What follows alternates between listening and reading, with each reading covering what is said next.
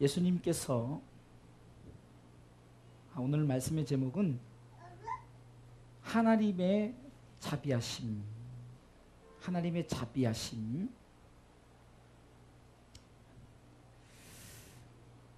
예수님께서 산에서 산상수훈의 말씀 중에 팔복에 대해서 얘기하면서 계속해서 예수님께서 정말로 우리 가운데 주는 보석 같은 말씀을 주시는 중에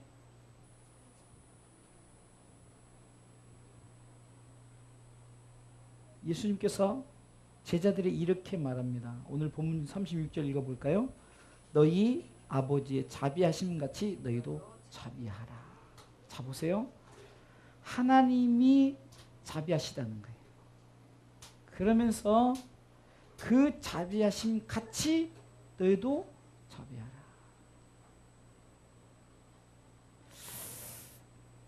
이 자비하심이 이제 조금 이 자비하심이란 말을 좀 해석을 하면은 좀 은총이다, 은혜다 이렇게 해석할 수 있거든요. 헬라어로는 헤세드라는 우리가 말로 쓰는데 좀 은총, 은혜. 결국은 우리 가운데 하나님께서 우리 가운데 자비를 베풀면서 그 자비하심을 너희들도 그렇게 하라. 하나님께서 그렇게 했던 것처럼 너희도 자비하라. 오늘 네 가지 하나님의 자비하심을 통해서 우리도 그렇게 자비하심, 그 자비를 따라가는 오늘 이 말씀을 받는 밤이 되시길 바랍니다. 첫 번째는 하나님의 자비가 뭐냐? 비판하지 않았다는 거예요. 37 이렇게 시작합니다. 비판하지 말라. 비판하지 말라. 결국은 자비의 첫 번째는 비판하지 않는 거죠. 누가 어떻고 누가 어떻고 누가 어떻고. 이 비판은요 결코 유익이 되지 않습니다. 하나님 그분도 결코 우리에 대해서 비판하지 않았어요. 옳고 그름에 대해서 하나님은 분명한 선이 있었습니다. 근데 악한 자들은 자꾸 비판하는 거예요. 이 공산당도 대표적으로 하는 게 뭡니까? 비판하는 거잖아요. 그래서 비판의 대상으로 삼은 후에 이 비판의 죄목에 따라서 공개 처형하고 그랬잖아요. 우리가 절대 하나님께서 우리 가운데 비판하지 않았던 것처럼 하나님은 먼저 우리 가운데 이 첫 번째 자비로 비판치 않았다는 거예요. 그러면서 우리 가운데 비판하지 말라. 그 이유는 너희가 비판을 받지 않으려면 비판하지 말라는 거예요. 여러분들 보세요. 내가 누군가를 비판하면요. 또 누군가가 나를 비판하는 것이 있을 거고 그 비판은 비판을 낳게 돼 있어요.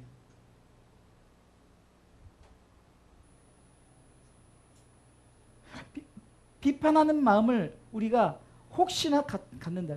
누구를 비판하고 누구를 이렇다 저렇다 하면서 비판 이것은요 좀 정죄하고는 좀 다릅니다. 두 번째가 이제 정죄인데 이 정죄와는 조금 달라요. 비판은 죄가 있어서 비판하는 것이 아니라 그냥 죄 없어도 어떤 문제가 없어도 그냥 괜히 비판의 대상이 될 수가 있어요. 그러나 정죄는 죄가 있는 사람에 대한 죄를 정하는 걸 말하죠. 그렇기 때문에 이 비판의 대상은 누구나 될 수 있기 때문에 지금 주님께서 하나님이 결코 너희를 비판치 않았다는 거죠. 그렇기 때문에 너희도 비판하지 말라라고 말씀하시는 거예요. 여러분들 마귀는 지금도 우리 가운데 비판케 하려고 자꾸 우리를 예수님께서도 이렇게 말하자. 시몬 베드로야 내가 네 믿음이 떨어지지 않기를 위해서 기도했다. 그 이유는 사단이 자꾸 너를 밀가부로도 천국했다. 이것이 뭐냐면 사단이 자꾸 예수님에게 베드로가 이렇다 저렇다라고 비판했단 말이에요. 절대 우리 예수님은 비판하지 않으셨어요. 그러기에 내가 이렇게 했던 것처럼 너희들도 첫 번째 자비, 그것을 따라가야 되는데 뭐냐? 사람을 비판하지 말라는 거죠. 사실 비판하시려면 하나님이 우리를 비판하셔야 하는데 하나님조차도 우리를 비판하시잖아요. 비판은 마귀만 하는 거예요. 마귀만 어떻게 해서든지 비판하는 거예요. 이렇게 말할 수 있습니다. 너 왜 하나님 주신 물질 가지고 네가 하나님께 영광되지 못하고 네 맘대로 살아 하면서 비판할 수 있어요. 어떻게 보면은 당연히 맞는 말이에요. 마귀가 욥에게도 그렇게 말했어요. 심지어는 하나님 앞에 욥에게 비판의 대상이 될 수 있도록 하나님 앞에 자꾸 욥이 만약에 이렇게 한다면은 하나님을 비판하지 않겠습니까? 하나님 원망하고 돌아서지 않겠습니까? 라면서 은근히 욥을 비판한 거예요. 욥은 만약에 당신이 물질을 뺐으면 하나님 비판할 것이다 하면서 뒤로 비판을 하게 됩니다.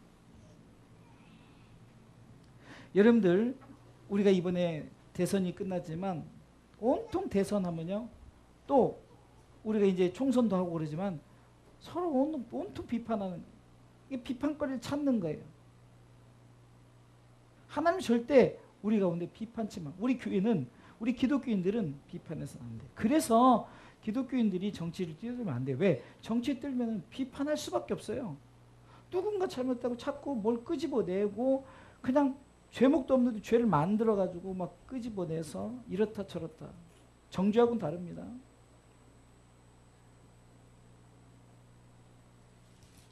그러게 우리는 우리가 비판의 대상이 되지 않으려면 비판하지 마십시오. 이것이 첫 번째 하나님의 자비입니다. 두 번째 하나님의 자비는 정죄하지 말라. 정죄입니다. 하나님이 인간이 하나님께 영광된 삶을 살기 위해서 하나님이 인간을 창조했는데 인간이 배신했어요. 한마디로 하나님을 배신하고 죄를 지었단 말이에요. 그럼에도 불구하고 우리 주님은 우리 하나님은 그 아담과 하와에게 죄로 정하지 않았어요. 잘못에 대해서 것을 인정했어요. 네가 왜 이렇게 했느냐라고 말은 했지만 하나님은 어떻게 했습니까? 뒤로 그들에 대해서 결국 자비를 베푼 거예요. 자비를 베푼 거예요. 저들이 이제 선악을 알게 되니까 제일 먼저 찾아온 게 뭡니까? 부끄러움.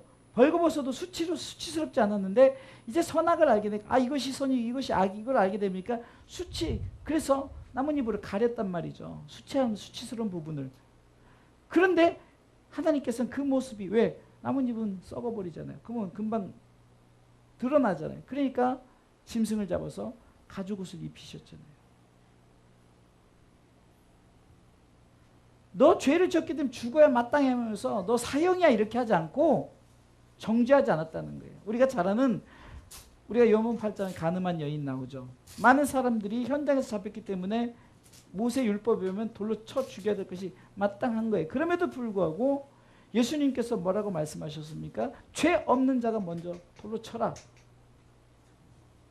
그러면서 말합니까? 그 간음한 여인에게 이렇게 말합니다. 지금 그들이 이제 돌 하나씩 서로 내려놓고 이제 갔잖아요. 다 떠났잖아요.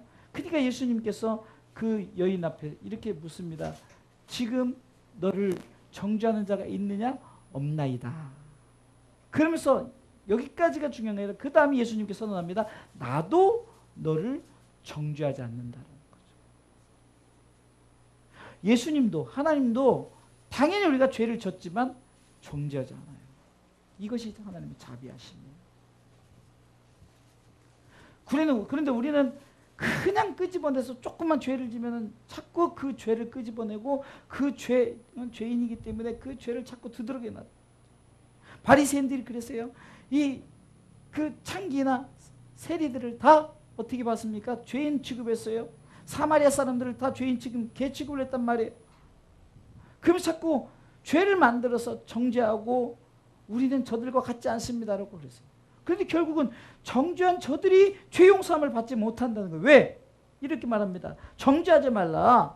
그리하면 너희가 정죄를 받지 않는다는 거죠. 네가 정죄하기 때문에 죄 용서함을 받지 못한다는 거예요. 두 번째 하나님의 자비입니다. 여러분들 우리가 누군가 죄를 졌고 여러분들 나도 죄인입니다. 자범죄 그거 상관없이 모든 사람이 로마서 3장 24절 모든 사람이 죄를 범하였음에 죄를 봅니다. 미안하지만 지금 우리 기쁨이가 무슨 죄를 지었겠어요? 근데 기쁨이도 태어나면은 죄인이란 말이죠. 오늘도 제가 제가 이제 가르치는 운동을 하는 그분한테 그분이 이러더라고요. 목사님, 천주교 다니니까 천국 얘기를 해요. 아유, 구원받기 힘들다고 그래요. 그래서 내가 딱 그랬어요.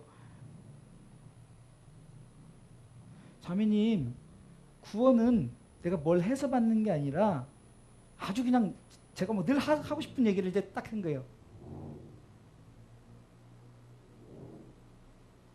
뭘 해서 행위로 구원받는 게 아니라 제가 질문을 합니다. 예수님이 그러니까 자매님과 저를 위해서 오셨어요. 그리고 자매님과 저를 위해서 십자가에 달려 돌아가셨어요. 그리고 자매님과 저를 위해서 십자가에 사흘 만에 부활하셨어요. 그리고 사흘 만에 승천하셨어요. 그리고 다시 오실 때 약속하셨어요. 그 재림의 주님 맞아요, 우리. 자, 그 예수님을 믿습니까? 그러면은 구원을 받습니다. 아멘 하면 됩니다. 얼마나 쉽습니까? 그랬더니 목사님은 대단하시대요. 그래서 왜 이렇게 쉽게 얘기하네요. 그분이 왜냐면 내가 운동을 굉장히 쉽게 가르쳐 주니까 되게 어떤 전도하기 편해요. 그 얘기했더니 그래서 내가 저번 주도 온다고 했는데 이번 주 오십시오. 이번 주 남편하고 어디 놀러 간대요. 그래서 그러면 다음 주엔 꼭 오십시오. 그래서 우리 교회 한번 예배 드리는 거 보고 이렇게 하십시오. 여러분들 죄 용서함이 내 스스로 죄 용서 우리가 지구를 갖다 줘도 죄 용서 받지 못해요. 예수님밖에 우리의 죄 용서. 이것이 바로 기독교의 핵심 진리예요. 그런데 우리가 죄를 정해 뭐가 죄죠? 뭐가 죄입니까? 예수 안 믿는 게 죄란 말이에요. 왜? 예수 안 믿으면 영원한 죄인이 되니까 죄인이 되는 거예요. 예수 믿어야 우리가 죄인에서 의인 되는 거, 천국 백성이 되는 건데 예수 안 믿으니까 결국은 죄. 그런데 뭘로 정죄를 해요? 뭘 훔쳤다고 정죄하고 뭘 갖다 정죄하고. 우리는 누구를 정죄할 수 없어요. 그것이 죄가 아니기 때문에 그래요. 김정은이 예수를 안 믿어요. 그렇다고 막 우리가 저놈은 지옥에 가야 돼. 이렇게 하면 안 돼요.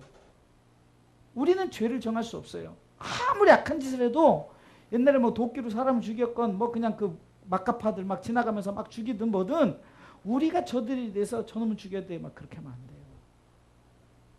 요즘 말로 요즘에 최모 여인 죽어야 돼. 막 이렇게 우리가 죄를 정할 수 없어요. 그 죄는 판사만 정하잖아요. 그렇죠? 마찬가지예요. 공의 하나님만이 죄를 근데 하나님도 정죄하지 않아요. 그러면서 뭡니까? 너희들이 내가 보낸 예수를 믿으라. 그래야만 너와 내 집이 구원을 얻을 것이다. 그리고 너는 죄인이 아니라 의인 될 것이다 라고 선언하잖아요. 그러니까 죄에서 그러니까 죄인이 아니라 의인 되는 방법을 제시하는 거지. 너는 절대 예수 믿으면 안 돼. 너는 죽어야 돼. 넌 지옥 가야 돼. 우리가 정죄하면 안 돼. 아무리 잘못한 죄를 남편이 왼수 같아도 절대 남편을 정죄해서는 안 됩니다. 저주해서는 안 돼요. 왜요? 우리가 죄를 정할 권한이 없기 때문에요. 하나님도 그러지 않으신데 우리가 무슨 권세로? 예수님도 안 하셨는데 무슨 권세로? 이것이 두 번째 하나님의 자비라는 거예요. 자, 세 번째 하나님의 자비는 용서하라. 용서에 대해서 나오죠. 여러분들 점점점 우리가 이제 기독교인들이 점점점 이게 어떻게 보면은 마치 음악의 그 부호에 보면 크레센도 점점 더 세게 이렇게 나가던 것처럼 점점점 더 우리가 성숙한 신앙인들이 해야 될, 성숙한 그리스도인들이 해야 될. 그러니까 우리가 진짜 자비는 뭡니까? 우리가 비판은 어떤 대상이 죄인이 아니더라도 우리가 자꾸 비판은 그것도 하지 말라. 죄인이다 할지라도 정죄하지 말라.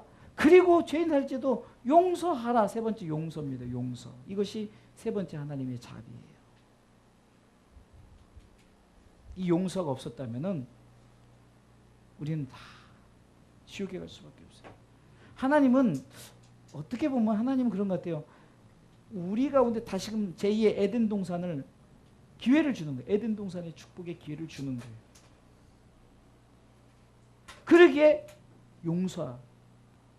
용서한다는 건 뭡니까? 다시금 기회를 주는 거예요. 다시금 기회를 주는 거예요. 예수 안 믿는 것은 용서받지 못할 죄예요. 왜 그럴까요? 더 이상 기회가 없기 때문에. 철저하게 여러분들 이 사실을 알아야 돼요. 저는요, 우리 주사람교회 성도들이 정말로 뭐 담배를 피든 술을 먹든 뭐 하든 그게 중요한 게 아니라 그 마음속에 정말로 예수 믿는 목적이 뭔가. 비판도 하지 마. 이게 보세요. 뭘 담배를 핀다고 비판하고 너 죄인이야 하고 우리가 그런 권한이 하나도 없어요. 이게 자비란 말이에요. 은총이란 말이에요. 우리가 무엇을 이렇게 여러분들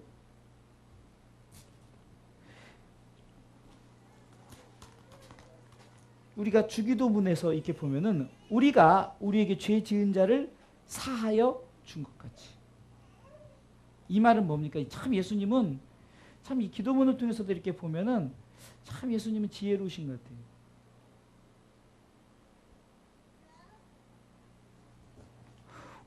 우리가 우리에게 죄 지은 자를 사해 준 것 같이 우리 죄를 사해 주옵시고. 내가 뭔가 용서하지 않으면 나도 용서의 대상이 안 돼. 내가 비판하면 난 비판의 대상이 되고요. 내가 정죄하면 내가 정죄의 대상이 된다는 거예요. 그러나 그렇게 하지 않을 때 그렇게 되어진다는 거죠. 남을 용서하면요, 우리가 용서를 받는 거예요.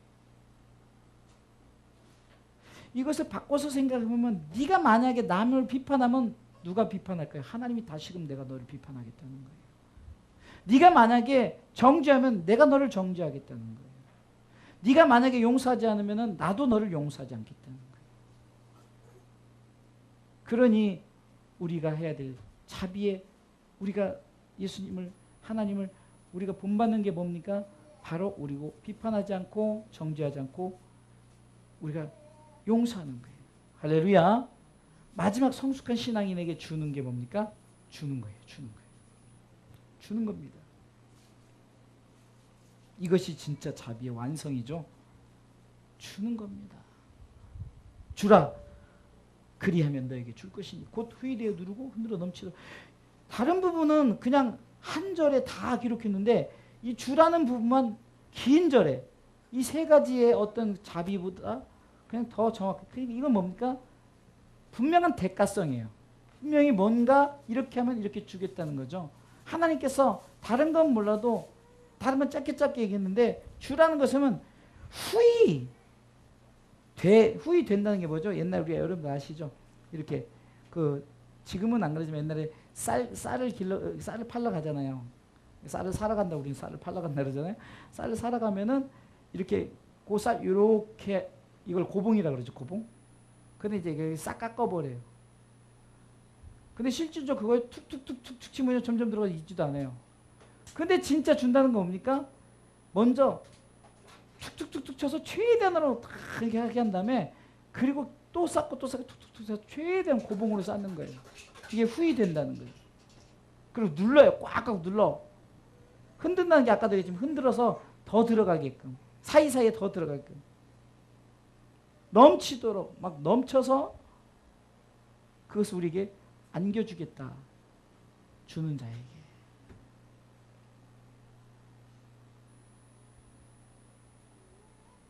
오늘은 이 네 가지 쉽습니다.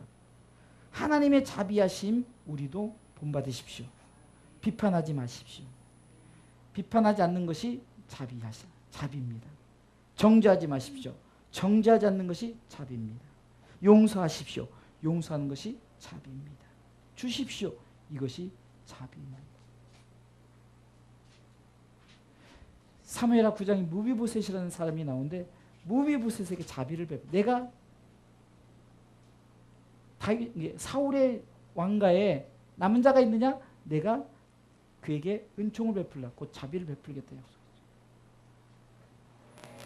사울이 나쁜 짓 했잖아요. 그러면 당연히 그냥 정권이 바뀌었으니까 그 왕족을 다 멸해야 되는데 죄로 정하지 않고 정죄하지 않고 용서해요.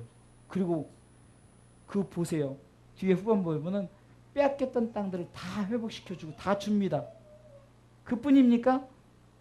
같은 왕의 상에서 먹게 합니다. 제가 원래 본문은 사무엘하 9장 하려다가 이 본문을 하면서 결론을 내리는 거예요. 사무엘하 9장에 무비보셋 사람이 하나님의 자비하심을 경험했어요. 곧 다윗의 자비하심을 경험했죠. 하나님의 자비하심. 비판하지 않았어요. 비판의 대상이 되지 않았고 정죄의 대상이 되지 않고 용서의 대상이 되었습니다. 받는 대상이 되었어요. 이것이 바로 하나님의 은혜, 은총, 곧 하나님의 자비하십니다. 36절 읽겠습니다. 다 같이 36절. 누가복음 6장 36절 읽습니다. 너희 아버지의 자비하심 같이 너희도 자비해라. 중요한 것은 하나님이 자비하시다.